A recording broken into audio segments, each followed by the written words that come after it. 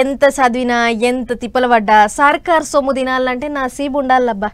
ఏళ్ల కమానం పుస్తకాలతోని కుస్తీలు పట్టాలి, చదివిందే చదవాలి, చదివింది యాద పెట్టుకోవాలి. ఎంత చదివినా ఎంత తిప్పలు పడ్డా నోటిఫికేషన్ ఎప్పుడు వస్తుందా అని ఎదురు చూడాలి. అట్లిట్లా చేసి కొలువులకు నోటిఫికేషన్ వచ్చినా కొలువు వస్తుందని నమ్మకం లేదు. ఎందుకంటే నోటిఫికేషన్లు లేకపోయేటాళ్లకు రోజు రోజుకు చదివేటోళ్ళు పెరుగుతుర్రు. అంతటి పోటీ ప్రపంచంలా కొలువులు కొట్టిర్రు గిల్లంతా.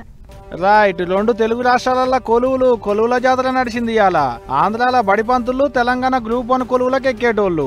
ఆంధ్రాల కొత్తగా కొలువులు వచ్చిన పంతులకు సర్కారులు నియామక పత్రాలు ఇస్తే తెలంగాణలో కిరికిరి మీద ఉన్న గ్రూప్ 1 పరీక్షల ర్యాంకులు వచ్చిన వాళ్లకు తవ్వ సాఫ్ అయింది. హైకోర్టు సింగిల్ బెంచ్ ఇచ్చిన తీర్పును కాదని డిజిటల్ బెంచ్ కోర్టు ర్యాంకులు వచ్చిన వాళ్లకు పోస్టులు ఇవ్వాలని చెప్పుడుతోని మాపడికి మాపే ర్యాంకులు విడుదల చేసిరు టీజీపీఎస్సీ అధికారులు. ఇగో గీమెకే రాష్ట్రంలో మొదటి ర్యాంక్ వచ్చింది. పేరు లక్ష్మీ దీపిక, మన హైదరాబాదే. ఆఖరి పరీక్షలో 550 మార్కులు తెచ్చుకొని టాపర్ అయిందన్నట్టు.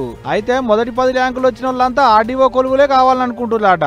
మొత్తం 563 పోస్టులు ఉంటే 562 మందికే కొలువులు వచ్చినాయి. మరిగా ఒక్కరికి ఏం తక్లీఫ్ అయిందో ఏమో.